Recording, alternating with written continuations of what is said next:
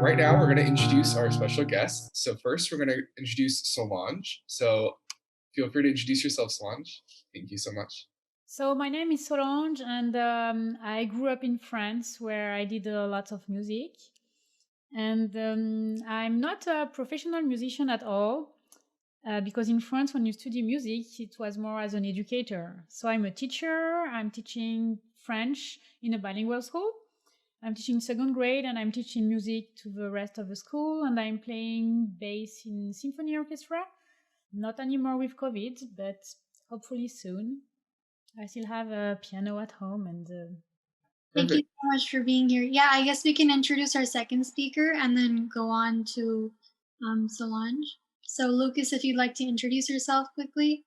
Sure. Thank My you. name is Lucas Brian Besley. I am a professional musician and music educator, composer, and a Reiki practitioner. And yeah, I've been performing music, practicing meditation, yoga, all these things pretty much for the last 2 decades. Teaching various instruments such as piano, bass, guitar, voice, and flute. So I'm really happy to be here. Thanks for having me. Sure, we look forward to having both of you speak. Solange, over to you with your piece and mini speech. so I'm gonna start to play a little bit of piano and then a little bit of bass. But first, before I play music, I would like the participants to pick two words about how you feel right now, so you can compare about how you can feel after the music.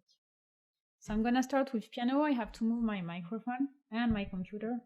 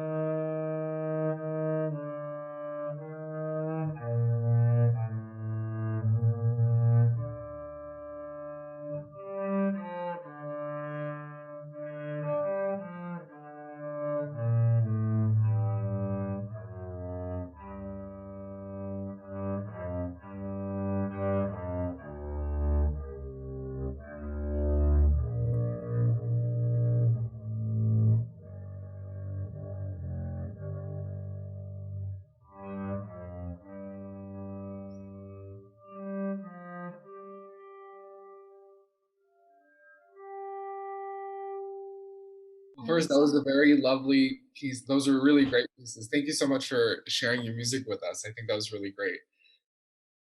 Thank you very much. So, if somebody wants to share their 2 words about how they feel now, So Ria in the chat said the first one was very soothing and relaxing. So I'm assuming that was the one on the piano. And the second one was sad and dramatic. okay. Thank you. Should I tell you now about my musical journey? Sure. Okay, so I was grateful. I'm grateful my mom exposed me to music when I was young, and she brought me to a place to choose what instrument I want to play, and I could see all instruments. And the funny thing is, I really remember this day. I refused to choose violin or guitar or something because I thought it's gonna be too heavy to hold all the time and to carry. And then later in life, I picked the bass. But so it gave me confidence to play an instrument because I was practicing every day, and when you practice every day you are getting good at it. So it really gave me confidence, and it helped me with my feelings and emotion when somebody was mad at home or my parents were mad at me. I was practicing piano, and when I came back for dinner, and I was like, wow, all the anger is gone. And that was nice. And I continued to play the piano as a teenager. And my family, it was a very stressful environment where my parents were fighting and everything, so it was very stressful. And I think music helped me to protect myself from this, so it helped to improve my mental health and to reduce my stress too. And when I was a teenager, I was maybe 14 years old. I didn't want to practice so much, and my mom was like, okay, if you don't practice, we stop paying for lessons. And then I was like, no, I don't want to stop the music lessons. And I was almost crying. And then as an adult, I reflect about it. I was like, why I didn't want to stop? Because I didn't really want to practice. I wanted to play, but why? Why about this? And then I realized it was because it really helped me connect with myself. It was protecting me from the toxic environment. And instead of finding happiness outside, I think I looked more inside, and being in my bedroom with my piano was very helpful. As Dr. Sachin says, we have all the resources to be happy inside, we just don't know how to use them. So I think without knowing all of this, I was searching something inside. And then it became something more social experience because I was tired to play the piano just by myself. And I had the opportunity to play the keyboard in a rock band. So it was nice to share with others. I really loved it. We had different backgrounds because I had a very classical learning, and not my friends who were playing with me. So it was great.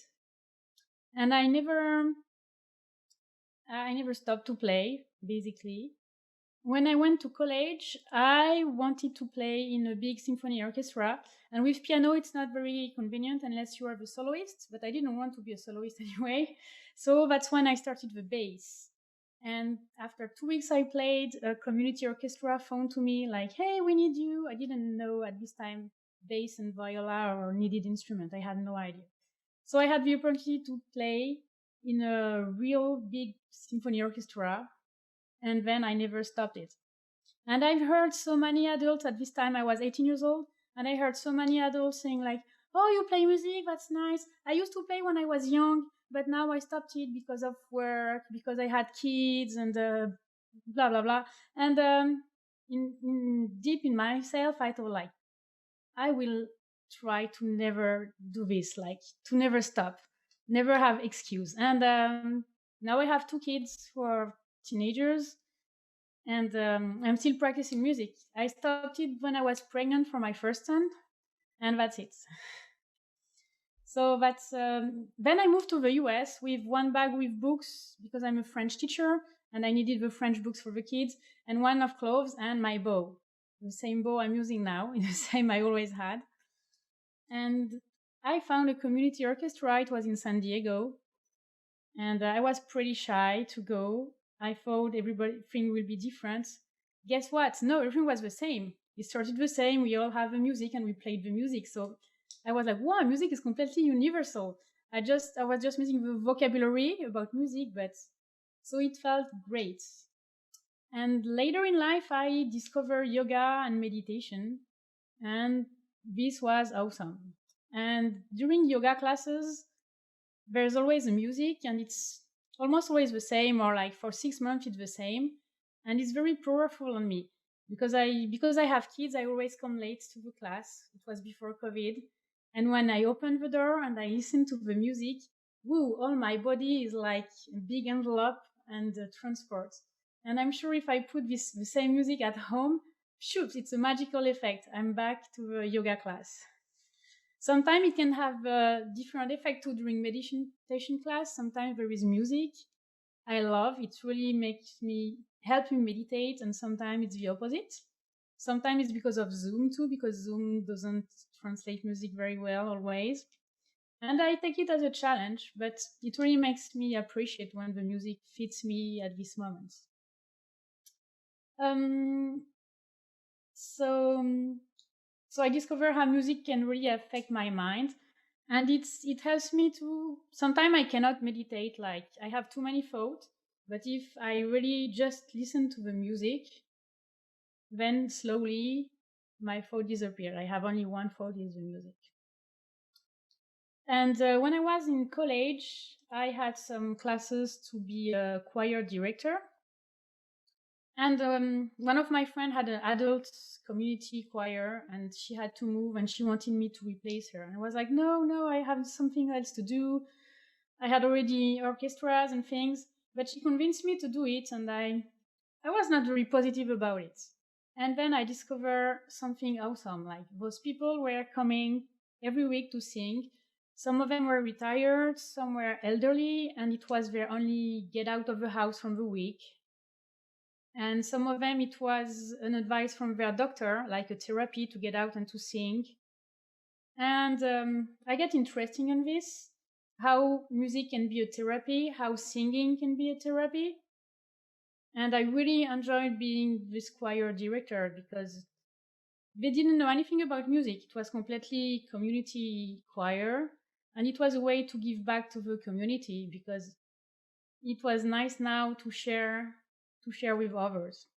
So I really enjoyed it. So then I get interested about singing. I'm not a good singer at all, but I get interested about why singing is good. And when I made research, I found this. I'm going to read it to you. The neuroscience of singing shows that when we sing, our neurotransmitters connect in new and different ways.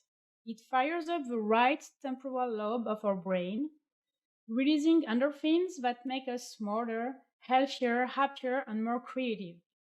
When we sing with other people, this effect is amplified. So you can find lots of research about how music affects us and everything. And if you can share the video, recently a yoga teacher sent me this video who showed like story form affected by sounds. So if you can share it, if you have it. Sure, I'll get that pulled up. It's very short. And when you see how the sound affects those little styrofoam little pieces, then you can imagine how music and how when you sing, it can affect all your cells of your body.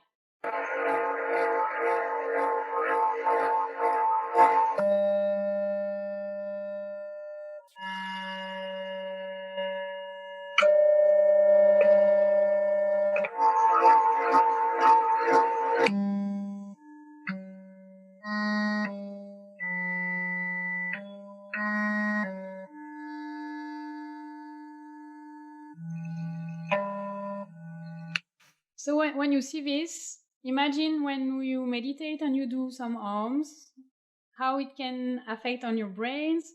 And I teach yoga to little kids too, and I always tell them when you do the arms, it's like a massage of the brain. Feel the vibrations. And you can try, like you can do like higher arms or lower, and you can feel it's gonna vibrate in different part of your brain. So imagine when you sing with different words and everything, how it can make feel you good. So it has impact on your body and your well-being. And then I understood why all those people were so happy to join their weekly choir rehearsal. So it was very interesting. So to make music, you don't need any instruments because you have one always with you, your voice. And you don't need to be a singer. So you can sing in your bathroom, in your car. There's nobody to listen to you. Like, wherever you want. So to make music, you don't need anything. And we also have a body to make music. And if we have time at the end, because I don't want to take too much time for Lucas, I want to let him time, we can do a little bit of rhythm on our body, like to use our body as a drum. And to finish, like for me, music is it's caring. It's first caring of myself, because I'm taking time for me. I'm just by myself when I play music. It's caring for others because I can share and I can have them listen to the music. And it's caring when we play together as a group. It's caring for myself, the other players, and the audience, if there is an audience too. So if you are not, are you a musician? If somebody plays instrument? Personally, I've never I've never played an instrument. I actually in third grade I was moving schools, so I joined the school band, but then I moved. So I have a trumpet in the garage that I've never opened, and it's probably been third grade. That's been 12 years. So it's just been sitting at home for 12 years because I moved. But yes, that's my breadth of musical information.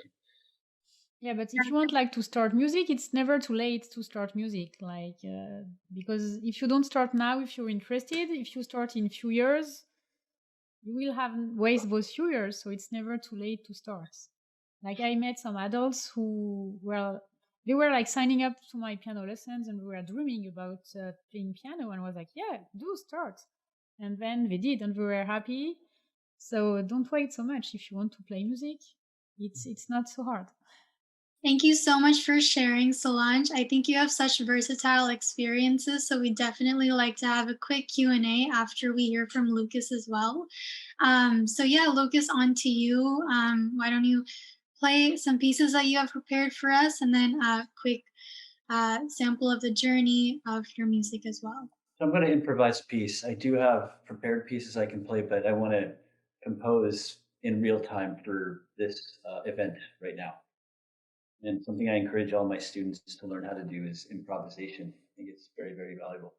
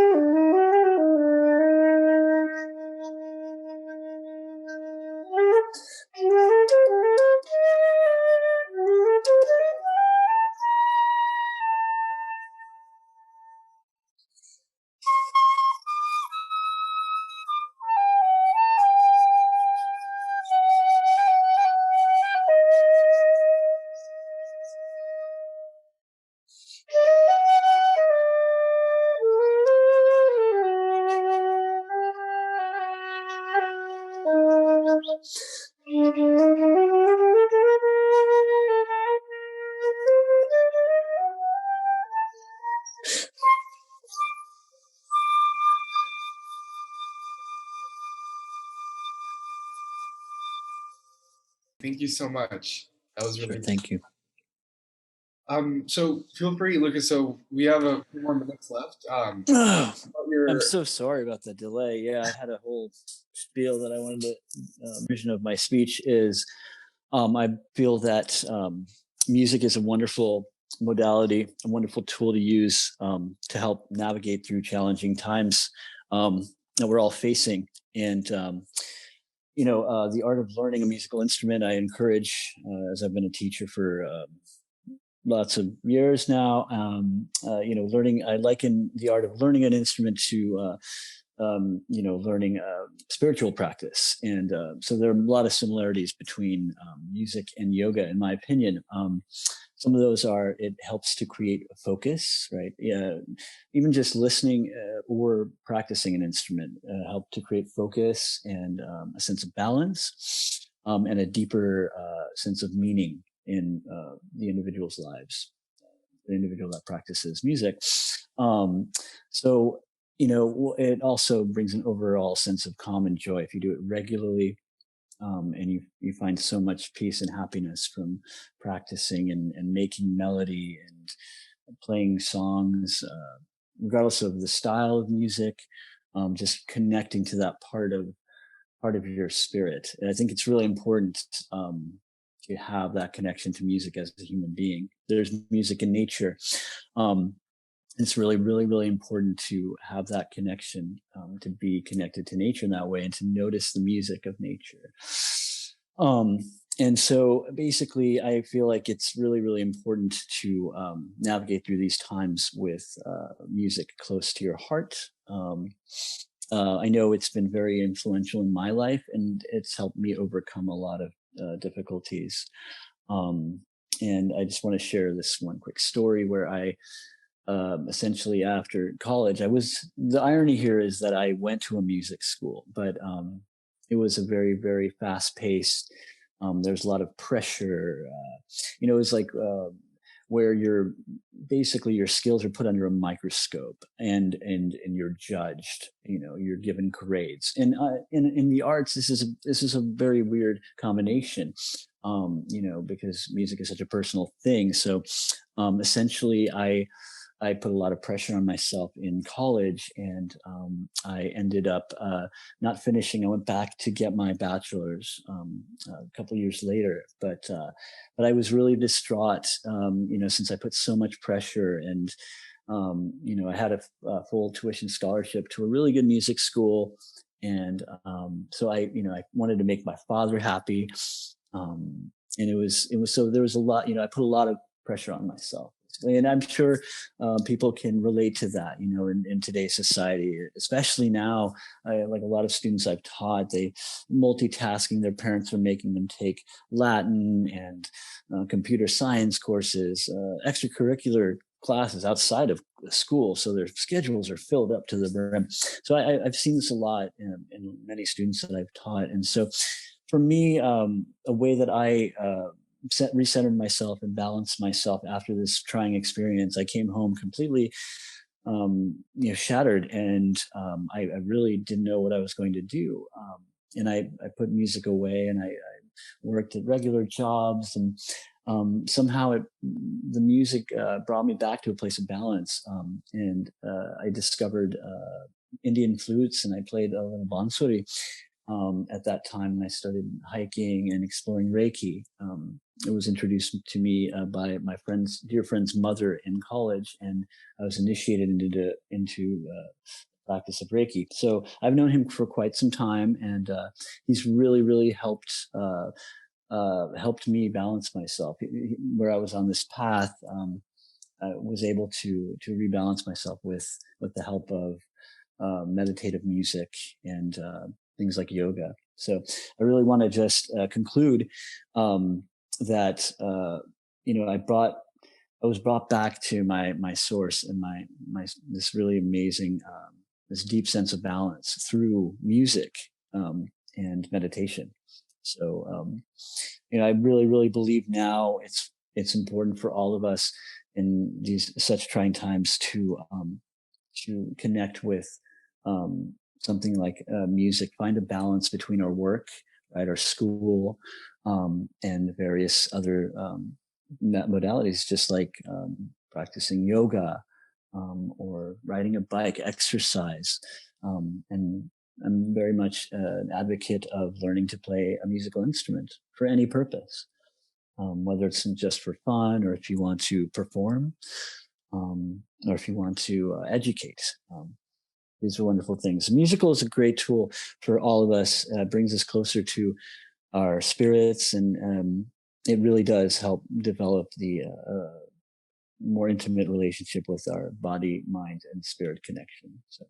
So basically, again, I'm just touching on this theme about just living in these very strange times, these uncharted waters, for everybody, especially the younger generations now that are really the inheritors of this new culture, this new society. And you have quite a responsibility. And with that responsibility, I believe that it's important to understand that it will be, it won't be always a calm sea. There are going to be swells, and there's going to be rocky terrain, and it just goes back to like life you'll inevitably experience challenges in life. I have this really cool analogy. I was watching this nature show, and it was basically these.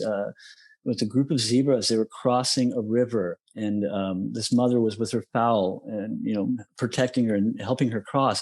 And the current was so strong that the fowl got swept by the current, and she fell away from them. And I think she was, I thought I was so filled with emotion because I thought she was going to just float away. But at the very last minute, the mother mustered all her strength, and she was able to help just inspire the fowl to make it through and get to the other side of the river. And that really was very apropos for me in terms of uncovering this kind of like subliminal challenge. These challenges that happen in nature. This fowl was able to overcome this challenge, and then obviously throughout the day she would face more challenges. But since she had endured this incredibly difficult time, those challenges might not seem so difficult in the future. So basically the moral for me is, obviously we will experience these inevitable challenges in our lives, but it ultimately helps us to become stronger and develop a very, very intrinsic sense of courage. And that's super important. We've all faced things in our lives, and our parents may have faced things, and it's just it really brings me to that point of humility where to be able to overcome things, you become strong. You develop this huge sense of fearlessness. So I really just wanted to share that, because we're all here together. These are very interesting moments that we're sharing, and this is kind of this new paradigm. And I feel like I'm very confident in the younger generations that they're going to make very good choices and really help steer the culture in a very good direction, as long as you're focused and you know what may lie ahead, and you navigate through these seas with love, courage, compassion. Thank you so much for sharing, and thank you for the Sure. wonderful piece as well.